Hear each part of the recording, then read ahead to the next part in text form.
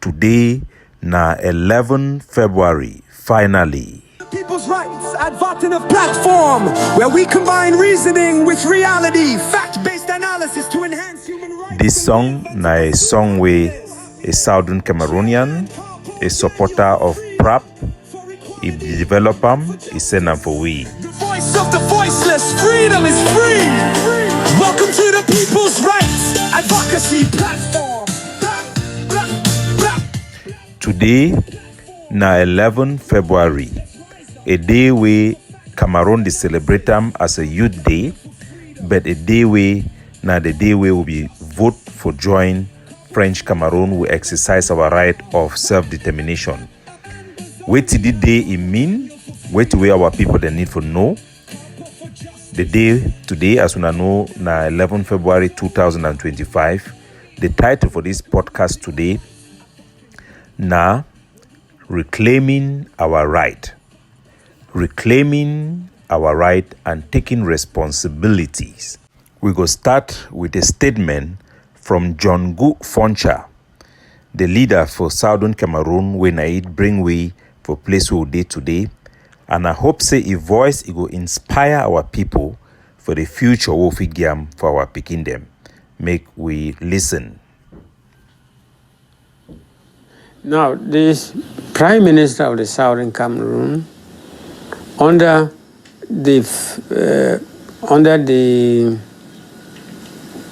using the two alternatives, he had administrative authority, he had the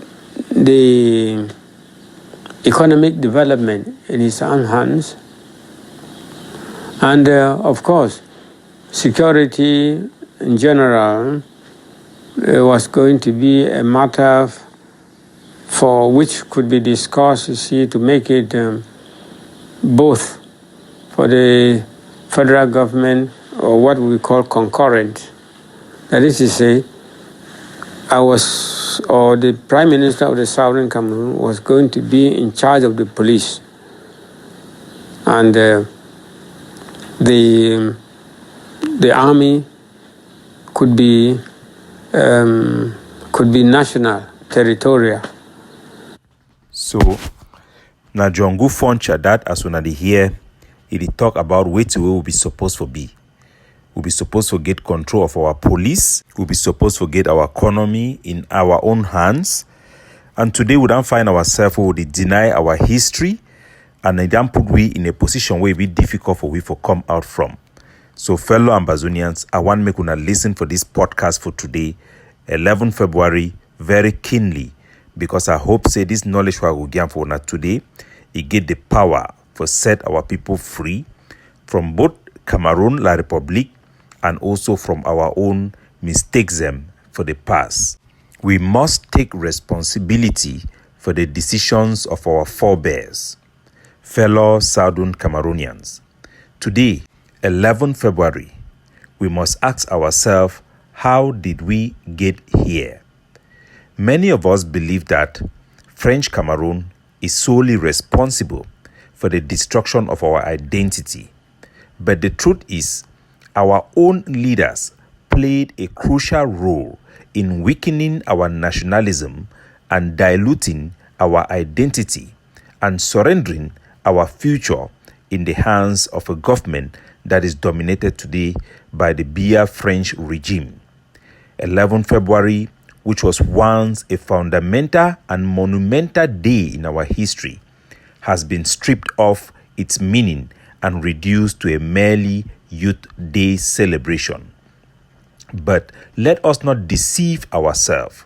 This transformation did not happen overnight, nor was it imposed upon us without the participation of our own administration in West Cameroon. 11 February 1961, our people made a crucial decision in the United Nations organized plebiscite to either join Nigeria or join La République du Cameroun or the French Cameroon. This day was originally meant to commemorate the political destiny of the people of Southern Cameroon. We must not forget that 11 February was celebrated in our schools and our government institution as a day of historic significance, reflections on self-determination, and a moment of pride for all Southern Cameroonians. However, after unification, our own leaders in Yaoundé allowed the day to be rebranded as a Youth Day, stripping it of its political significance and reducing it to a mere student parade without any reflection on our sovereignty. Instead of banning 11 February, as many of our own Amazonian groups have done, we must demand that it be reinstated as a day that celebrates our right of self-determination. It will be foolish for us to ban 11 February rather than rebranding it. A day that reminds the world of the political identity of Southern Cameroon should never and can never be banned. Those who call for the ban of 11 February are making a big mistake, the same mistake that has led us into isolation. Extremism has cost us valuable allies and left Ambazonia struggle without any friends, both in our communities and in the international community. We must be smart and not radical. Many people today argue that unification or union did not exist, that the union we have with Cameroon do not exist, or that it was illegal. But we must be honest about our history. We cannot rewrite the past simply because we do not like the outcome. Instead, we must do the hard work to tell the truth so that our people can learn from it and make the right decisions today. When we examine history, we see the path to unification was not imposed upon our people. It was chosen by both our people and our leader, John Foncha. Foncha's KNDP party, that is Cameroon National Democratic Party, was founded on the idea to unite Southern Cameroon with French Cameroon. His party was created from the start with ties from French Cameroon political leaders, and its ultimate agenda was to unite Southern Cameroon with French Cameroon. He openly rejected the idea of Southern Cameroon remaining an autonomous territory or even seek full independence. In contrast to Ndele, the leader of the Cameroon National Congress, KNC, who advocated originally autonomy within the British system, arguing that Southern Cameroon would be better off managing its own affair as an autonomous region still under Nigeria or under British rule. But when time came, our people chose to reject Ndele's vision of autonomy and instead voted for John Foncha. And I want our people to listen to me carefully about what actually happened. It is a fact in our history that John Foncha rejected autonomy and independence.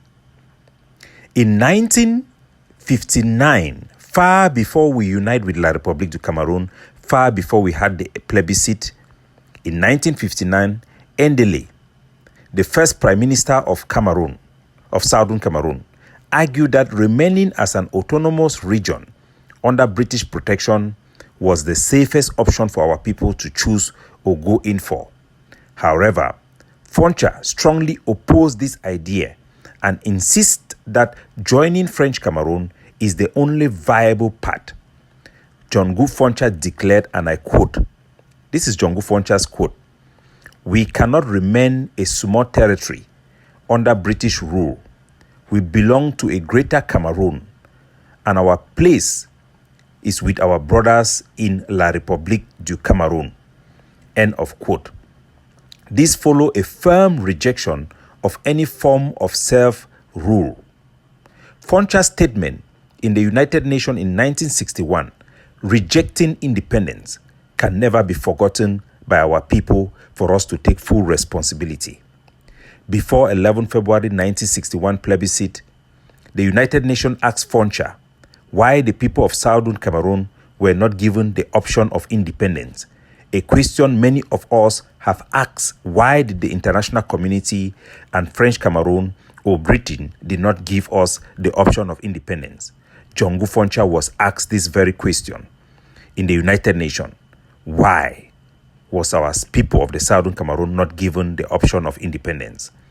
Django Foncha replied, I quote, "We do not have the means to stand as an independent state. Our best future is with our brothers in La République du Cameroun." End of quote.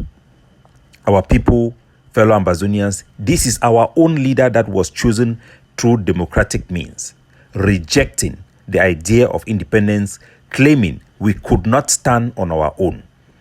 Can we therefore put the blame entirely on La République du Cameroun? Faced with this reality, this statement was devastating, and it proved that independence was denied because our own leaders refused to advocate for it. Foncha's agreement with Ahidjo in 1961, also rejecting federal autonomy, should never be forgotten by our people for us to take full responsibility.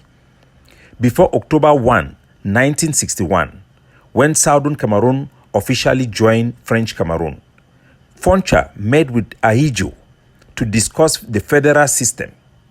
Ahidjo wanted centralized state.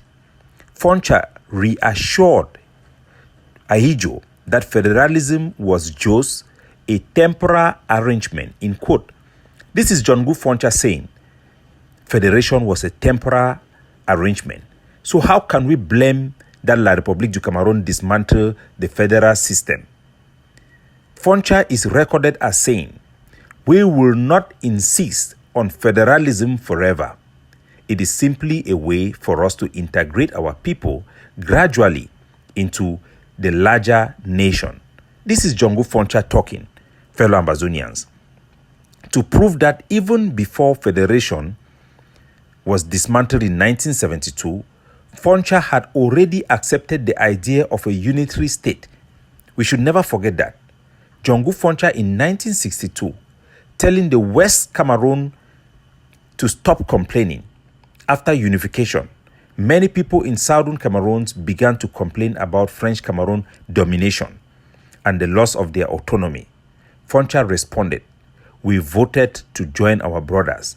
Now we must work together to stop looking backward. This showed that the dismissed concern about losing identity, even when the problems were becoming evident, is also part of our responsibility. Foncha betrayed us also in 1972, and we must take the responsibility because our people voted for him democratically, even when they know his stance. In 1972, Amadou Ahidjo organized a referendum to abolish the federal system and create a unitary state. Django Foncha, St. Muna, did not oppose it.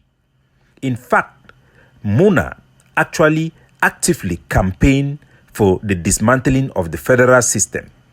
Muna said, I quote, federalism is unnecessary. We must all be part of a strong nation. That is a quote from St. Muna. This was the final act that ended our ambition and our autonomy and our identity and the transformation of this day, 11 February. We must look at history with humility to go into the future. We must know that the KNDP, Cameroon National Democratic Party of Django Foncha, openly rejected autonomy and independence, while EML Ndele, under the leadership of his political party KNP, Cameroon National Congress, campaigned for autonomy within the British system, and his party was rejected by our people in favor of the party of Django Foncha. We also must look back into the key decision that transformed 11 February. 11 February in 1961 was the plebiscite day. The people were given the option to join whether La République du Cameroun or the Republic of Nigeria. We were not given the option of independence because Foncha and his ally had already shaped the political conversation around unification. 1st of October 1961, unification with French Cameroon happened. Southern Cameroonian officials joined French Cameroon under a federal system and took up positions, proudly so, and exercised those positions without complaining. John Foncha became the vice president of the Federal Republic of Cameroon. This system was meant to protect our identity in any case, but our leaders did not fight to maintain it or to protect it from being abolished. On 20th May 1972, federalism finally came to an end, where Amadou Ahidjo organized that referendum to abolish the federal system and create a unitary state. Solomon Tande Muna, who was then the Prime Minister of West Cameroon, supported the move fully, campaigned for the move fully, made speeches in support of that move. He was the representative of our West Cameroon administration, and we must take responsibility of his action. In January 1984, Southern Cameroon erased from the map completely when Paul Biya changed the name of the country from the United Republic of Cameroon back to the Republic of Cameroon, or La République du Cameroun in French. This effectively erased the idea of Southern Cameroon. Our leaders remained in Yaoundé, and all of them were silent, took part in celebration and parties of this transformation. Today, fellow Southern Cameroonians, some say we must reject the union entirely and declare full independence. But we must ask ourselves, do we have the power to enforce our independence? Is the international community willing to support our independence? Can we gain independence by force? The hard truth is that we do not have the military power to free ourselves, and the international community have now opposed the idea of a divided Cameroon. A smart person do not demand what is impossible. They demand what is achievable. This is why we must push for devolution as the first step. The Irish people did not get full independence from Britain in one day. They first gained autonomy through home rule before they later become an independent country.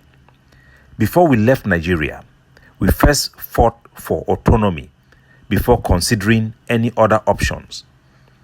If we truly seek independence, we must first gain autonomy through the devolution of constitutional power as PRAP has demanded within the framework of the PPP, the Peace Plan Paper, a concession that will allow us to govern ourselves, rebuild our institution, and gain the legal standing necessary to negotiate for our future.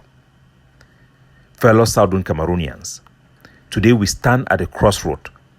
We must not repeat the mistakes of the past. We must acknowledge our own role in the current crisis so that we can take better decisions moving forward. We must be realistic about our strategy and to seek attainable goals. Banning 11 February will not help us. It will only deepen our isolation. Instead, we must demand that which is to reinstate it as a day that celebrates our right of self-determination. Such demands will be popular, acceptable, reasonable, even amongst French Cameroonians. This is how we reclaim our history without making ourselves irrelevant. 11 February was supposed to be a day of national pride, but we allowed it to be transformed into something meaningless. Let us not allow our history to repeat itself. If we are to secure our future, we must take responsibility for our past and make the right concessions now so that the future generation do not suffer the same fate that this generation have suffered. 11 February should be a day that we commit ourselves to truth, strategy, and unwavering pursuit of our autonomy and self-determination. If Papa, you no get money for send pikin for school, pay his school fees all. That pa go be wise for instead keep that money, make that pikin study for house, take that money pay na GCE. Wait go be the use for you for take all your money, pay your pikin school fees for good school. Then you no get money for pay for write exam for GCE. It could be a complete waste of opportunity and resources, lack of priorities. Why you go take money, go buy motor, where you no go get money for buy petrol? My fellow Ambazonians, this fight, it can give us a wonderful opportunity for be able for bargain. This fight, we Paul Biabi give we more than they give we today for this grand national dialogue. In the beginning, go look the point the way Cameroon be accept them in negotiation with the consortium. It is far bigger than what we have ended up obtaining. But because we fought so hard and fought well, we have gained what is even more bigger. Our identity have been recognized. It is time for us to do the hard work, to do the real work, to take the leverage that we have before it vanish before our own eyes, to secure a future of what our territory ought to be than what it is. Otherwise, we will find ourselves in the village of C. Chesave. Let us end with this word again from John Good Foncha that echoes the demand of PRAP in the peace plan paper. Now, this Prime Minister of the Southern Cameroon,